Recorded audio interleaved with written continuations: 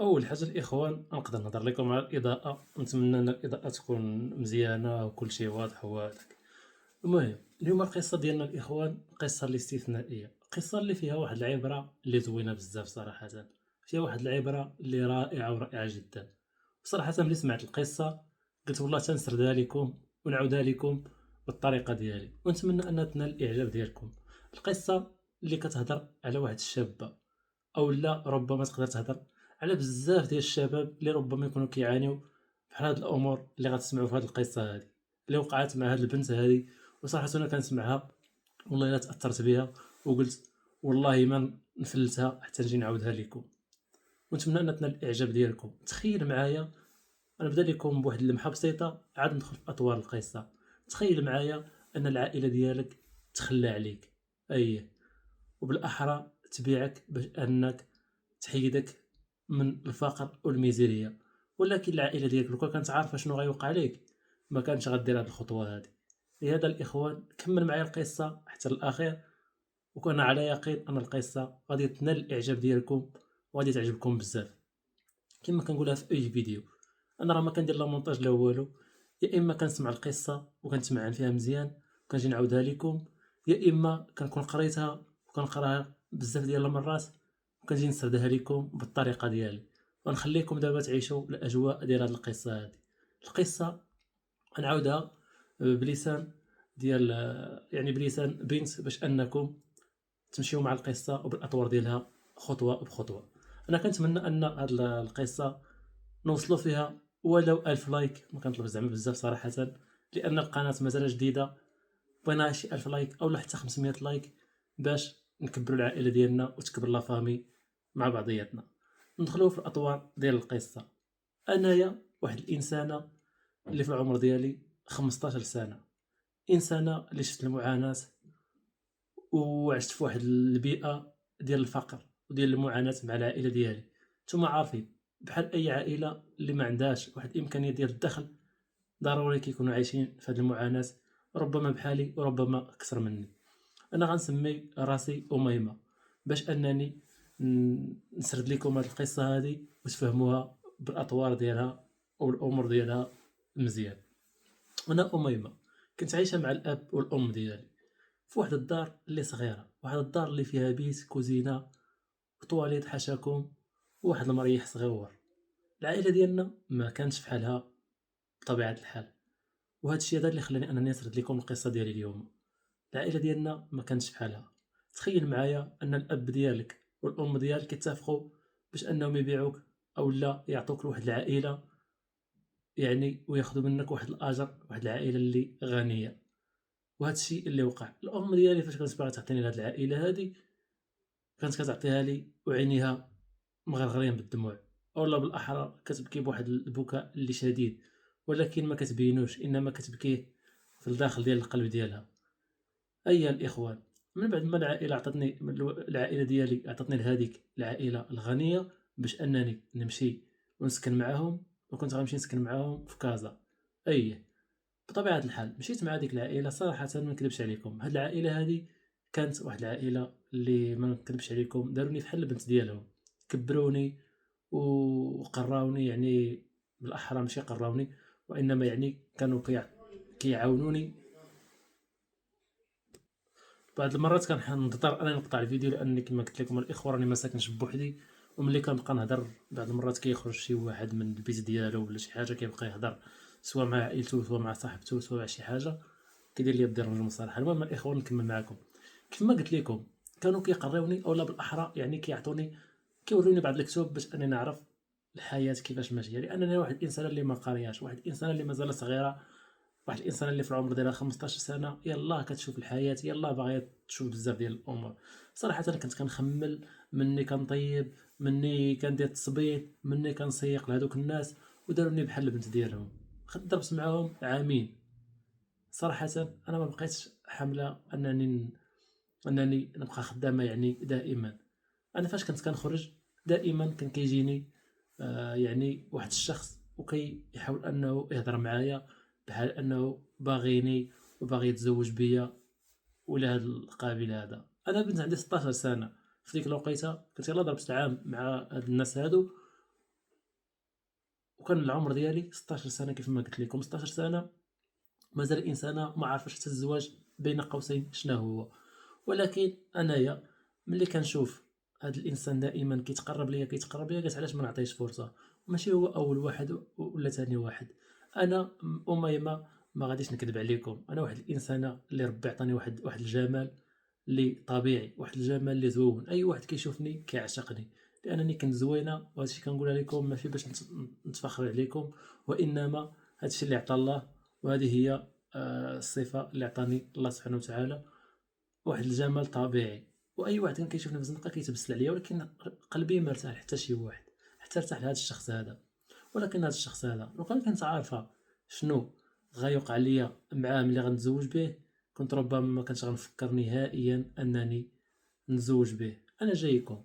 المهم اليوم على غدا، اليوم على غدا كان كيوقف عليا دائما فوق ما مشيت للحانوت، كيوقف عليا وكيقول لي انايا راني باغيك الحلال، انا باغي نتزوج بك، انايا ندير لك ونفعل لك. هاد الانسان هذا قلت انايا تفتح يعني فتحت خاطري ليه وفتحت قلبي ليه، قلت علاش ما نعطيهش واحد الفرصه. ما حدو انه دائما كيجي عندي ودائما كيحاول انه يتقرب ليا، قلت علاش ما نعطيهش فرصه ونمشي معاه. هادشي اللي وقع، عطيته فرصه. مشينا لواحد القهوه، درنا قهوه وبقينا كنتعرفوا على بعضياتنا. السيد يعني اول حاجه، يعني كما كنقولوا اي شخص كيبغي يهضر مع الانسان دائما كيبين له داك الجانب الزوين فيه، ولكن الحاجه الخايبه ما كيبينهاش، وهذا الشيء غتعرفوه مع الوقت. هاد الانسان المهم انا كما قلت لكم تفت ليه قلبي ليه، عطيته واحد الفرصه. صافي قلت لدوك العائله اللي كنت خدام معاهم، قلت لهم اودي انايا صافي راني غادي نحبس الخدمه، جاب الله واحد الانسان غنمشي نهضر مع الوالده ديالي باش انني غادي نتزوج. هذيك العائله صراحه ما قصرتش معاها وعاونتها بواحد البركه باش انها تعاون الزواج ديالها. بطبيعة الحال مشات هذيك أميمة، مشات أميمة لعند الأم ديالها وقالت لها أودي أنا واحد الإنسان راه باغي نتزوج به.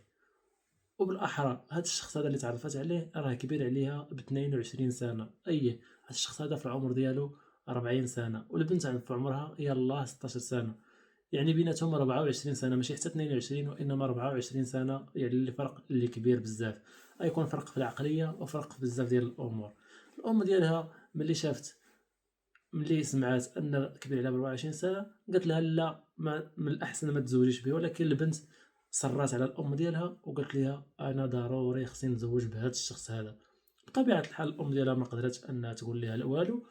جاو بغاو يديروا الخطوبه. اول حاجه اكتشفتها الام ان الشاب اسمر البشره والناس اللي جايب معاه بويض. كيفاش؟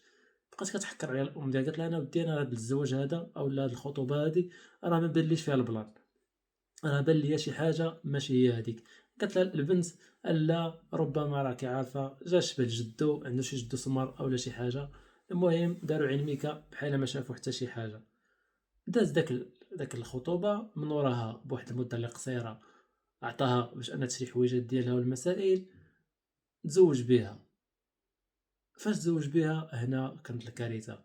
يعني فاش تزوج بها اكتشفت اول حاجه ان السيد ما كيدخلش للدار، كيدخل حتى كترشق ليه. انا السيد كيدخل مع الطال حتى الجوج حتى 3 الصباح، ودائما ملي كنهضر معاه كيشبع فيا عصا وكيسلخني وما كيشبع فيا سبان. اليوم على غدا، اليوم على غدا، اليوم على غدا. والحاجه الثانيه انني اللي اكتشفت انني اكتشفت هذا الشخص هذا انه مزوج. واحد النهار صافي سلخني عصا، ما نكذبش عليكم، رجع ليا لحمي زرق. هزيت الصاك ديالي خرجت كنجري نمشي لعند الوالده ديالي. صراحه فاش مشيت لعند الوالده قالت لها الوالده ديالتها انا هادشي قلت لك من الاول، ولكن دابا ما عندناش حنا البنت اللي كتطلق. قالت لها انا ما عندي ما ندير لك، سير رجع لدار راجلك. بالفعل حنات على راسها ومشات للدار ديال راجلها عاوتاني طلب منها السماحه سمحي لي وداك الشيء. مشات داها باش يعرفها على الوالدين ديالو. وهنا كانت الصدمه الثانيه، ان هذا الشخص هذا اول حاجه انه مزور الاوراق ديال الزواج ودافع اوراق بانه ما عمره مزوج. وثاني حاجه ان هذا الشخص هذا عنده المراه ديالو، والاباء اللي جاب معاه في المره الاولى ماشي الاباء ديالو انما غير كيعرفهم، والاباء ديالو الرسميين هما هادو. والام ديالو شتات ديك البنيته الصغيره، شتات اميمه دخلتها لواحد البيت وبقات كتهضر معاها وقلت لها بنتي الله يرضي عليك عندك تمشي ديكلاري، راه هاد مسخوط الوالدين راه دائما كيجيب لنا غير المشاكل والصداع. ولكن اميمه ما قدرتش انها تصبر. بطبيعه الحال هزات الصاك ديالها وهربات، ما كانتش عارفة فين ماشية. المهم شدات التران وما عرفتش راسها فين غادية، حتى لدرجة أنها كتهدر بوحدها بحال شي حمقى. والصداف كما كيقولك صدفة خير من ألف ميعاد. تخيل معايا أميمة ريحة كتهضر بوحدها حتى كتشوفها واحد الإنسانة. هاد الإنسانة هي محامية، شافتها بقات فيها وثارت الانتباه ديالها ومشات ريحات حداها، قالت لها ياك لاباس، قالت لها شتي كتهضري بوحدك يا شنو واقع. أميمة هنا صافي انفجرت بالبكا وما قدراتش أنها تصبر. قالت ليها أنا غادي نعاودها لك ونعاود لك من الأول حتى الآخر، وعاودت لها داكشي كامل اللي عاودت لكم أنا في الأول. المحامية حن القلب ديالها وقالت ليها شوفي أنايا غادي نعاونك، بالاحرى هذيك ماشي محاميه وانما قضيه عفوا، وهذيك القضيه عاد غتصيفطها لعند المحاميه اي. قالت لها شوفي غنعطيك الكارت فيزيت ديال واحد المحاميه الصديقه ديالي وقولي لها غير من طرف فلانه وراها غاديه تعاونك وغاديه توقف معك في هذه القضيه هذه حتى غادي تشدي الطلاق ديالك والعداله تاخذ المجرى ديالتها. داكشي اللي دارت، عطاتها الكارت فيزيت ديال ديك السيده، هبطات صونات ليها مشات لعندها قالت لها انا من طرف من طرف فلانه راني تلاقيت بها كيفاش قالت لها على الراس والعين مرحبا وهذه. عاودت لها الظروف ديالتها، عاودت لها القصه ديالتها كامله، قالت لها انايا غادي نعاونك حتى تقدي الامور ديالك. بطبيعه الحال هذيك المحاميه صدقات بنت الناس، قالت لها اودي انا واحد الحاجه اخرى راه ما عنديش فين نبات وهذه. قالت لها شوفي انت غتجلسي معايا في الدار هنايا. أميمة نفسها حارة، يعني دائما كتنوض كتشقى في الدار حيت هي ما كتلقى واحد الانسانه اللي ما كتقدرش انها كتحس براسها يعني غريبه في الدار البراني كيف ما كنقولوا حنايا. بقات كتسيق ليها كتقاد ليها المسائل ديالها، وهذيك المحاميه كتجال معاها في القضيه. اللهم لك الحمد حتى خدات الطلاق ديالها، وهذاك مسخوط الوالدين يعني خدا الجزاء ديالو حتى هو، وحتى هو خدا الجزاء ديالو ومشى للحبس فين يتربى. هنا أميمة بدات واحد القصة اللي جديدة مع هاد المحامية هادي. المحامية دائما كتدبر ليها في بريكولات مع صحاباتها. المحامية بطبيعة الحال مرة تديها عندها اللي تسيق ليها وتاخد 200 درهم، مرة عند الأخرى 300 درهم، وهي ماشية في هاد الحياة هادي. ضربت مع المحامية ما يقارب تقريبا واحد العامين، صافي جمعات واحد المصيرف وهي تقول لها المحامية شوفي انايا بلا ما نبقى نستغل فيك وانتي ساكنه معايا وكديري الشقه وكذا وهادي، دبري في شي دويره انا نعاونك فيها، اولا دبري في شي بيت وانا نعاونك، وانت كتجي لعندي مره وكنشوفوا لك فين انك تخدمي. وقالت لها غادي ندبر لك في واحد الخدمه عند خويا، خوها عنده واحد العياده ديال الطب حتى هو. قالت لها غادي تشدي معاه المكتب تسيقي ليه تقادي ليه الامور. وهي هذيك الاخ ديال المحاميه هو يعني كان متخرج في الطب في فرنسا وجا فتح واحد العياده ديالو. بطبيعه الحال هادشي اللي وقع، أميمة مشات قلبات على بلاصة فاش تسكن وبقات خدامة وكتجمع على راسها، خدامة وكتجمع على راسها. ولكن هنا غتوقع واحد الحاجة اللي قلبت عاوتاني القصة سفها على علاها. تخيلوا معايا، خو المحامية كانت عينيه اللي زايغة شوية، إنسان اللي باسل لواحد الدرجة اللي كبيرة بزاف صراحة. أميمة كانت خدامة مع واحد الصديقة ديالتها. هاد الصديقة هادي قالت لأميمة ديما كتلمح ليها كتقولها شوفي إن فون بين نخرج خرجي معايا عندك كي تبقاي تما، راه هاد الطبيب هذا راه عينيه زايغه وراه في عينيه الدغل، وانا شحال من مره كنبغي يبسل عليا ولكن انا راه حطيتهم له عند حدو وبقى كيعطيني الاتساع. أميمة قالت لها صافي واخا دائما كيبغيو يخرجوا، اين فوا كتخرج هذيك البنت أميمة كتبعها من وراها. واحد النهار هذيك البنت خرجات، قال ليها الطبيب الأميمة قال ليها شوفي انا غنزيدك 200 درهم وانا بغيتك تهبطي لي واحد المكتبه باش انك يعني تخمليها ليا وتقديها ليا وست فيها. أميمة صراحة ما عرفات ما تقول، وكانت عارفة أن غتوقع شي مصيبة في هذا الشيء هذا، لأن من بعد ما قالت لها صاحبتها هذيك الهضرة بقات مخلوعة، دائما كتقول دابا يجي يوقف عليا دابا يجي يوقف عليا. وداك الشيء اللي وقع مع دخلت للمكتبة بدات كتهبط في الكتوبة ما كتفيق، بجوج يدين كيتحطوا ليها على كتافها. أميمة بجد الحر دارت لقات غير واحد الكاس حداها، ضرباتو للراس بدا كيبوع الدم وهي تهرب. قالت اش ندير ما ندير غنمشي للمحاميه ونقول ليها خوها شنو دار ليا. فاش مشات للمحاميه قالت لها خوك اشنو دار ليا وراه تكفس عليا ودار ليا الشرف ديالي وكذا وكذا. المحاميه تما كتقلب لافاس الثانيه وقالت لها السيريه المسخه واش نتيا بغيتي تدخلي خويا للحبس وانتيا. صراحه اميمه في هذه اللحظه تصدمات. الانسانه اللي كانت عاونتها في الاول واللي قالت القلب ديالها غيحن عليها، صدمات عليها ودارت عليها. وبطبيعة الحال أي واحد أخوه ولا شي حاجة راه حاجة باينة، أكثرية ملي كيكون عندك نفوذ وكيكون عندك الفلوس راه ممكن أنك دير أي حاجة.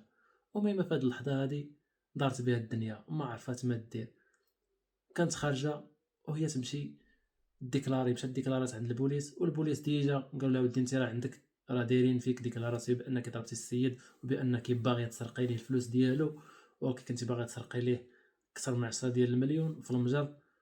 وشنو كتقولي في هادشي؟ قالت لهم لا انايا ما كاينش هاد الهضره هادي، وهاد الشخص هذا راه هو اللي تعدى عليا وتعدى على الشهر ديالي وانا اللي دافعت على راسي.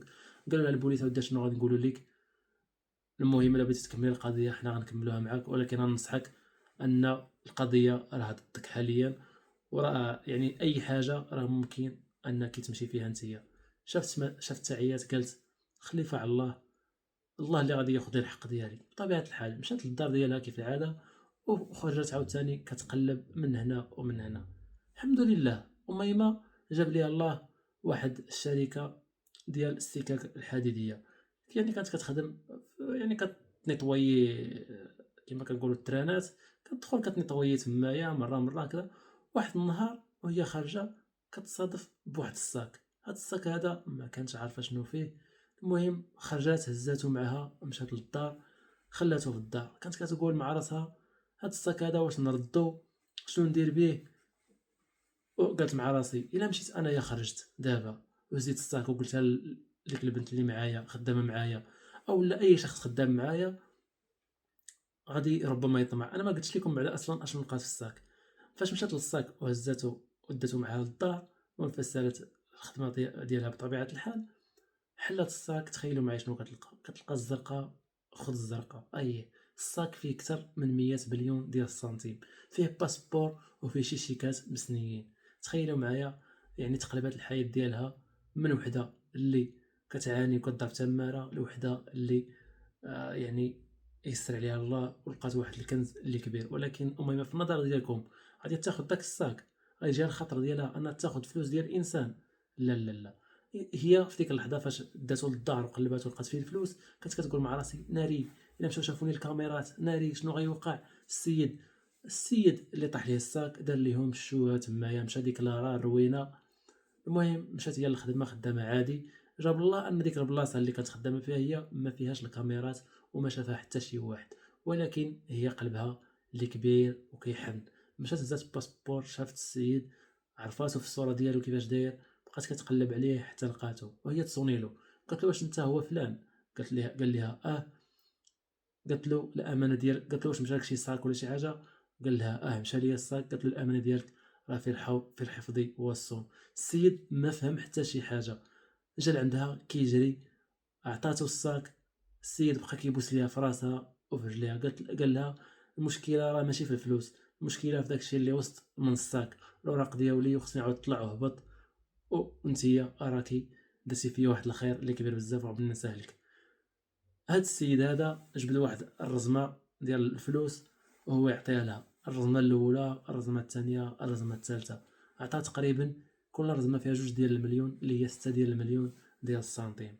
السيده قالت له لا انا ما بغيت لا فلوس لا، قال لها والله تتشديهم. قال لها لو كنت عارفه هاد الفلوس هادو شنو كنت باغي ندير بيهم، انا راني جاي من المانيا وجاي هنايا باش نفتح واحد البروجي ديالي، والشخص اللي كندير معاه خوا بيا، وكما كنقولوا قدر الله ما شاء فعل، والخير فيما اختاره الله. وهاد الفلوس هاد 6 المليون هادي راه كنت باغي نعطيها للسمسار، وهو اللي غادي يعاونك، يعني هو اللي عفوا هو اللي غادي يعني يدبر لي على التسمسيره هادي ديال المحل هذا كنت غادي نعطيها ليه. ولكن نتيا اللي مكتبه لك هاد الفلوس هادي. عطاها هاديك 6 المليون ومشى في حاله، خدا النمره ديالتها وبقاو كيتواصلوا مع بعضياتهم اليوم على غدا اليوم على غدا. وبقات كتحن القلب ديالها لهذاك الشخص، وهذاك الشخص حتى هو بدا كيحن القلب ديال أميمة. سبحان الله العظيم، يعني جا بيناتهم كما كنقولوا واحد الكورو باش انها تدخلوا في واحد العلاقه. وصراحه ملي دارت مع داك اللوجيست عرفها بانها صديقه وامينه على الامانه. بقاو كيهضروا وقال لها شوفي المهم انا غادي نجي للمغرب وراني باغي نهضر معاك.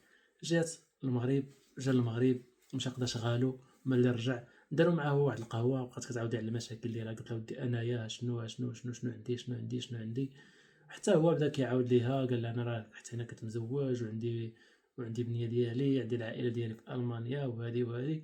المهم داز بيناتهم هذاك الكورون، بقاو كيكونوا واحد العلاقه بشويه.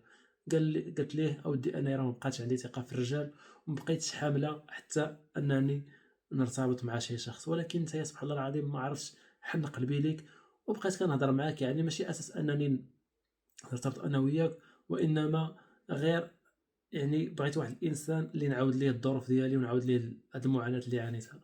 هو بدا كيضحك، قال لي انا بالفعل هادشي علاش جيت انا للمغرب اصلا، جيت باش نتزوج بك.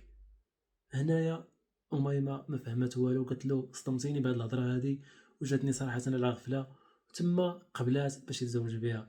وهنايا تكونات واحد العلاقه اللي زوينه. أميمة من واحد الانسانه اللي فقيره واللي دازت عليها تماره ديال الديور، واللي كانت غتدخل للحبس لولا لطف الله سبحانه وتعالى، واحد الانسانه اللي مشات يعني بسبب صاغ ديال الفلوس ردات لواحد الانسان، رجعت كتعيش واحد الحياه ديال الرفاهيه.